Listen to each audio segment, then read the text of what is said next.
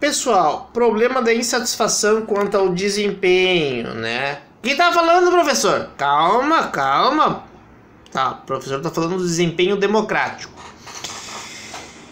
Nas transições, pessoal, existe um problema sempre que as pessoas têm muita expectativa e depositam expectativas demasiadas sobre a democracia e sobre essas novas instituições democráticas, tá? Em termos de teoria política e de política comparada, eu não consegui nunca observar uma comprovação que o desempenho econômico depende do regime político adotado. Isso não existe, tá, pessoal? Como assim? Explico.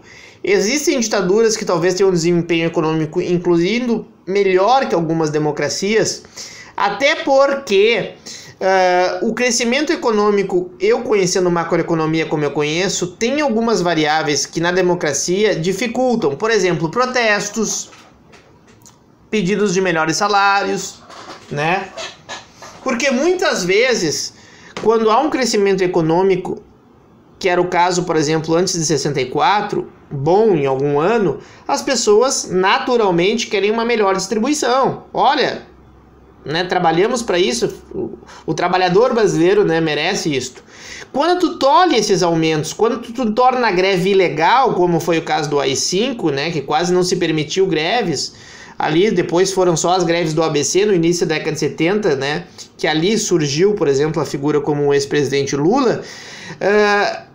É mais difícil em ditaduras tu fazer greve, porque daqui a pouco os caras te levam e te dão porrada nos porões da ditadura. É isso mesmo, pessoal. Alguns colegas meus, eu sou muito crítico em relação à democracia, na ditadura não faz diferença, ainda morre muita gente, existe muita... Pessoal, não vamos falar besteira e não vamos ser injustos com aqueles que viveram num período de ditadura militar. Quem vivenciou aquele período sabe o que eu tô falando. O risco era muito maior para tu fazer uma greve, tu fazer uma crítica. E isto que às vezes favorece, então, por exemplo, um crescimento econômico. Ou vocês acham que, por exemplo, pode ter muitas greves e muitas liberdades ao trabalhador na China, por exemplo, num país extremamente autoritário como a China? Aí é mais fácil controlar o crescimento econômico, vocês não acham? Mas enfim, o que eu quero demonstrar para vocês é que não existe nada que demonstre que o regime democrático vai desempenhar um papel melhor nisto. O que talvez ainda esteja para ser testado, e já deve ter alguns trabalhos que foram feitos sobre isso, seria bastante interessante vocês fazerem uma pesquisa sobre isso, é se, em média, as democracias aumentam a equidade econômica em diferenciação aos regimes autoritários. Isso seria uma pesquisa muito interessante a ser feita, mas uma pesquisa mais longa, talvez até para o mestrado, tá? Isso seria bem interessante.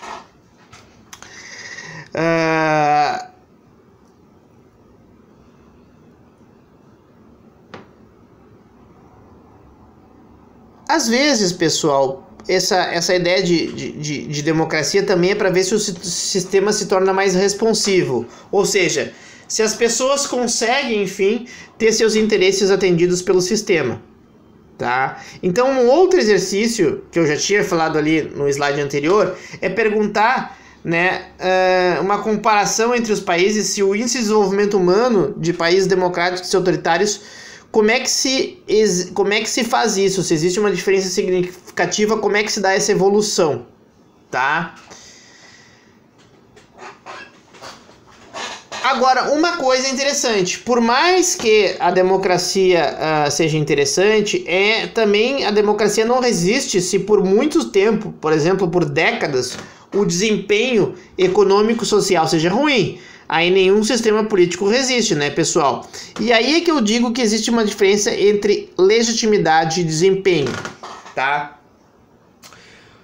Pessoal, o tio Weber falava numa ideia de aquiescência, de legitimidade do sistema político, tá? Ou seja, de aceitação, baseada na racionalidade legal.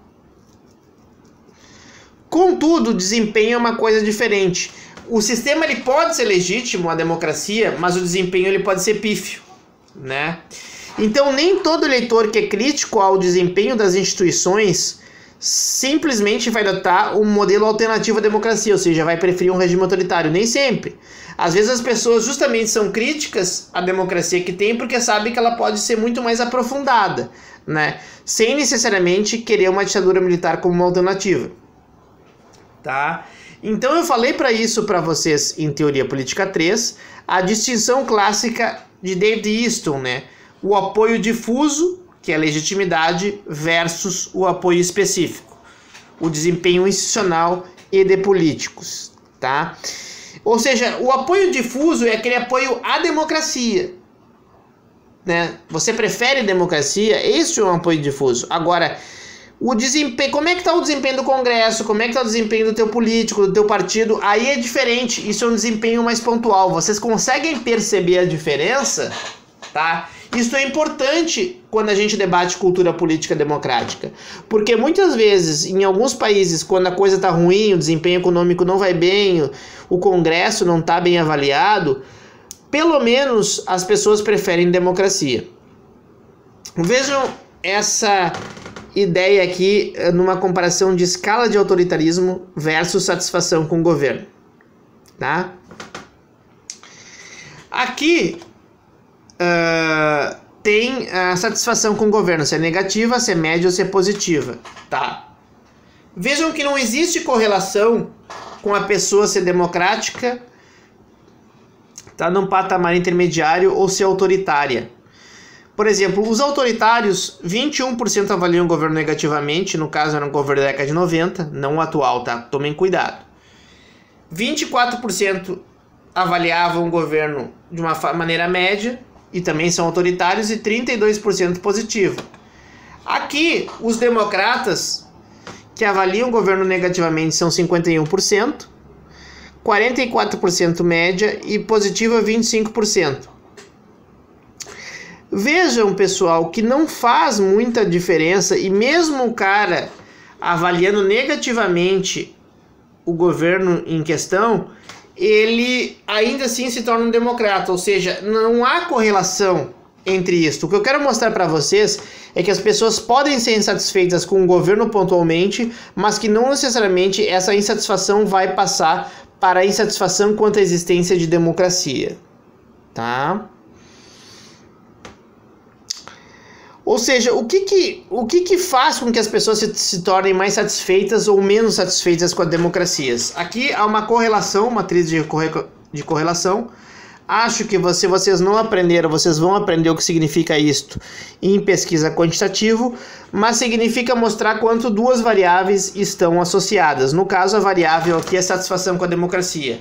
O que mais pesa é a satisfação com o atual governo. No caso, na época dessa pesquisa, foi o governo Itamar Franco.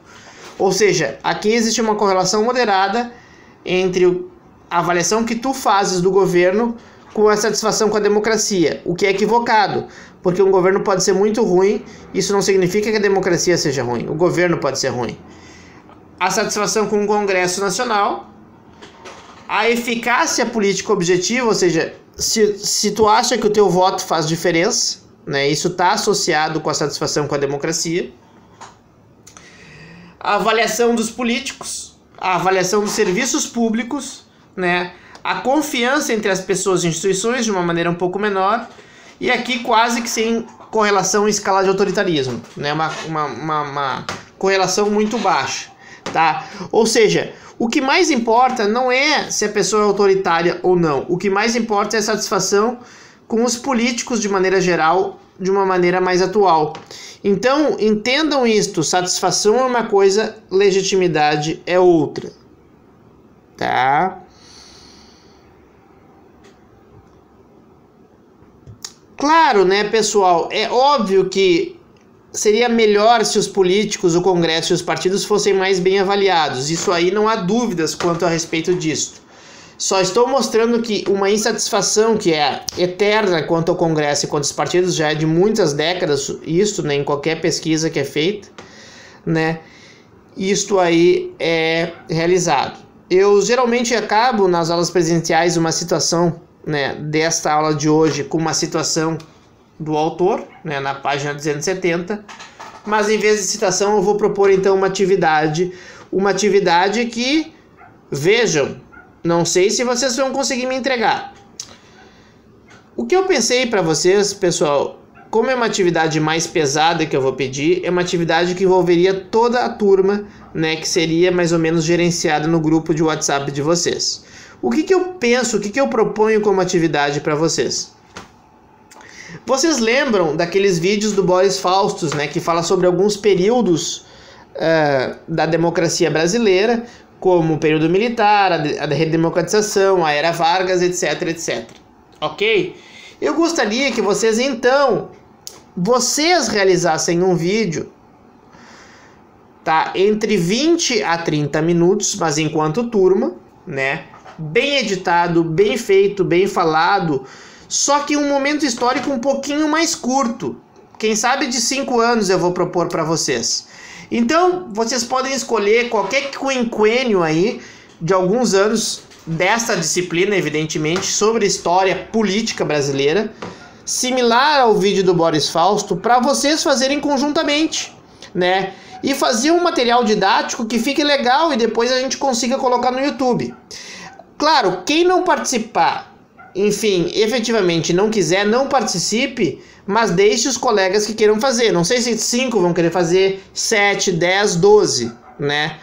E depois, claro que dentre vocês se resolvam entre a turma, tá? Quem realmente participou efetivamente. É difícil organizar? Não tanto, pessoal. Eu acho que vocês podem se organizar, umas pessoas ficarem encarregadas depois de definido o período histórico. Pode ser os últimos 5 anos, por exemplo, né? De 2015 até agora. Pode ficar encarregado de, professor, eu vou ver a parte analítica, historiográfica, tá? O que se faz de análise, né? Então, alguns alunos serem encarregados disso, escrever isso, né? O que nós precisamos falar neste vídeo de 20 a 30 minutos, no que nós precisamos ter de conteúdo histórico. Outros não vão entrar nisso, não. Outros eu digo, eu sou melhor na edição de vídeos, eu sou um bom editor de vídeos, então eu vou editar os vídeos. O outro vai procurar o material, porque, por exemplo, são os últimos 5 anos, eu quero pegar algumas falas do impeachment, eu quero pegar algumas falas e mostrar algumas coisas da eleição, eu quero mostrar alguns personagens, né, com uma fala. Quem é que tem o melhor orador? O melhor orador vai ser quem vai narrar esse vídeo atrás, né? Então, pessoal, quem sabe vocês não fazem um baita material aí, bem melhor que os vídeos do Boris Fausto, quem sabe, né? Eu gostaria que não tivesse ninguém atrás falando aquela coisa, vamos colocar o professor atrás falando. Não, eu não vou participar, tá, pessoal? Eu posso auxiliar vocês. E fazer um bom trabalho, um trabalho coletivo, que vocês tenham essa maturidade de organização, né? Quem vai ser a grande responsável e vai me dizer tudo o que aconteceu vai ser a Grace. Ela que é a líder da turma, ela que me repassa as informações, ok, pessoal? Então, vamos lá, vai ficar bom trabalho. E não se esqueçam que se ficar um bom trabalho e todo mundo tirar nota alta, provavelmente com a conclusão dessa atividade, mais de 70% da turma vai ser aprovada com uma nota muito boa. Então, arregassem as mangas, parem de chororô e vão trabalhar. Forte abraço, pessoal!